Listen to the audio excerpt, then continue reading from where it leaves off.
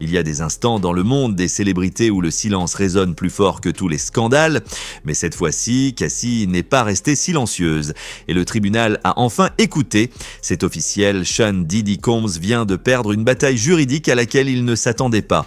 Il est arrivé prêt à intimider, à contrôler, à fouiller dans les emails de Cassie, ses relevés bancaires, voir ses messages privés. Mais ce qu'il a obtenu, un non catégorique et humiliant de la part du juge. Fini les manipulations, fini la pêche aux infos, fini les jeux de pouvoir, revenons un peu en arrière. Tout a commencé comme un énième coup stratégique. Diddy, désespéré de reprendre le contrôle du récit, a déposé des requêtes pour avoir accès aux données personnelles de Cassie. Pourquoi ? Il était persuadé que Cassie était soutenue par une personne très fortunée, déterminée à le faire tomber. En d'autres termes, il refusait d'admettre qu'elle pouvait se battre seule. Mais ce qui est fou, c'est que Diddy ne voulait pas juste ces données de l'année passée. Non, il voulait remonter plus de 10 ans en arrière jusqu'à leur première rencontre. Chaque transaction, chaque email, chaque note, il voulait tout. Ce n'était pas une quête de justice, c'était la peur qui parlait. Cassie, soutenue par son équipe juridique, s'est défendue avec force et cette fois, la justice lui a donné raison. Le juge a statué que Diddy n'avait aucun droit sur les finances de Cassie, ses communications privées ou encore le livre de mémoire qu'elle avait commencé à écrire il y a des années. Un livre qu'il avait d'ailleurs déjà payé dans le fameux accord à 30 millions de dollars. Oui, ce livre-là. Cassie avait commencé à écrire son histoire peu après avoir quitté Diddy, le traumatisme, le contrôle, le silence. Elle avait besoin d'un exutoire, elle était prête à dire sa vérité, et quand Diddy l'a su, il a fait ce qu'il sait faire le mieux, tenter d'acheter son silence. Ils ont négocié pendant des mois, il hésitait, elle lui a donné le choix, tu l'achètes ou je le publie. Il a traîné, elle est partie. Et moins de 24 heures plus tard, Cassie déposait sa désormais célèbre plainte civile et repartait avec un montant estimé entre 30 et 50 millions de dollars.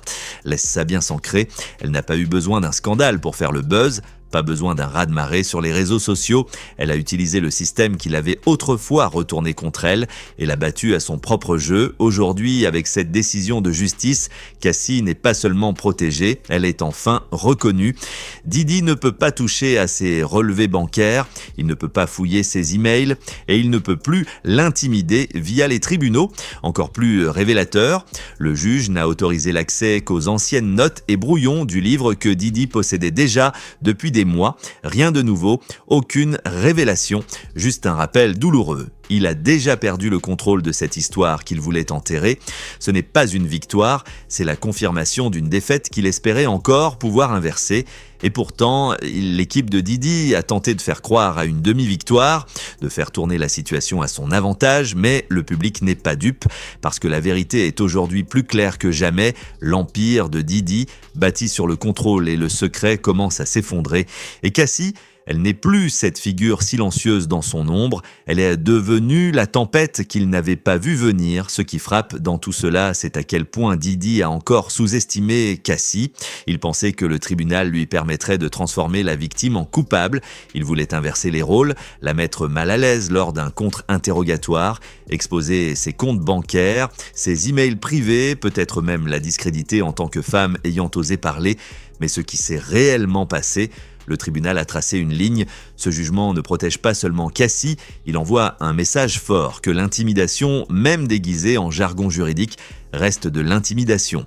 Que détourner le système pour fouiller le passé d'une femme, surtout après avoir signé un accord de plusieurs dizaines de millions, est une manœuvre qui ne fonctionne plus. Et ne vous y trompez pas, Cassie est toujours liée par un accord de confidentialité puissant. Elle ne peut pas encore parler publiquement des aspects les plus sombres de son histoire, du moins pas pour l'instant, mais elle n'a pas besoin de le faire. Son silence en dit déjà long, et ses victoires judiciaires en disent encore plus. Et l'avenir, il arrive, parce que si Cassie ne peut pas parler du passé, elle peut écrire sur le présent. Sur le procès, sur sa guérison, sur la vie qu'elle reconstruit après Diddy, et certaines sources affirment qu'un second livre de mémoire serait en préparation, un livre que Diddy ne pourra pas censurer.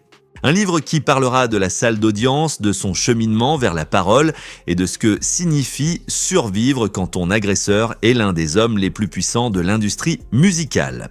Imagine l'impact. Pendant ce temps, la stratégie de défense de Didi s'effondre.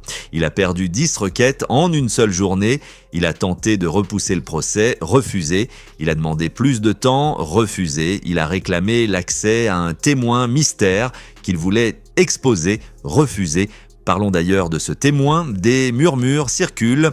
Didi aurait tout fait pour identifier une femme en particulier, peut-être une ex, peut-être une ancienne travailleuse du sexe. Pourquoi ? Parce qu'il pensait que s'il pouvait l'humilier, il pourrait la faire taire, comme il a essayé de le faire avec Cassie, mais le tribunal n'a pas suivi son jeu. Et ce que cela révèle, c'est que le témoignage de cette femme pourrait être explosif, si compromettant que l'équipe de Didi en serait terrifiée. On ne connaît pas son nom, pas encore, mais Didi, lui, le connaît. Et elle l'empêche de dormir. Certains pensent qu'il pourrait s'agir de Gina Huyn, la première femme à avoir tiré la sonnette d'alarme bien avant Cassie. D'autres évoquent une ancienne petite amie ou un témoin lié à l'enquête fédérale en cours. Quoi qu'il en soit, cette femme représente une menace. Pas seulement pour la réputation de Didi, mais pour toute sa défense, soyons clairs. Didi perd pied, il perd ses batailles judiciaires, il perd le contrôle du récit et surtout, il perd sa capacité à faire taire les femmes qui avaient autrefois peur de lui. Et c'est là que le pouvoir a changé de camp. Cassie, autrefois perçue comme la copine de Didi, est aujourd'hui le symbole de ce qui se passe quand on refuse de se taire, quand on utilise la loi, sa voix et une stratégie claire pour riposter non pas dans le chaos mais avec lucidité. Elle n'a pas lancé une tournée de vengeance, elle n'a pas balancé tous les secrets, elle a laissé le système parler pour elle et cette décision récente, elle confirme ce que beaucoup soupçonnèrent déjà, l'époque de l'intouchable Didi touche peut-être à sa fin.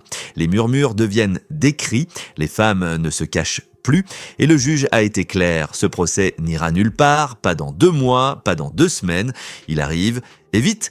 Alors maintenant, la vraie question n'est plus de savoir si Didi peut se relever, mais plutôt qui sera la prochaine, parce que Cassie a peut-être ouvert la porte, mais elle n'est clairement pas la seule à la franchir. Merci d'avoir regardé cette vidéo, n'oubliez pas de liker la vidéo et vous abonner à Vraies Histoires de Stars pour plus de vidéos sur vos célébrités. À la prochaine!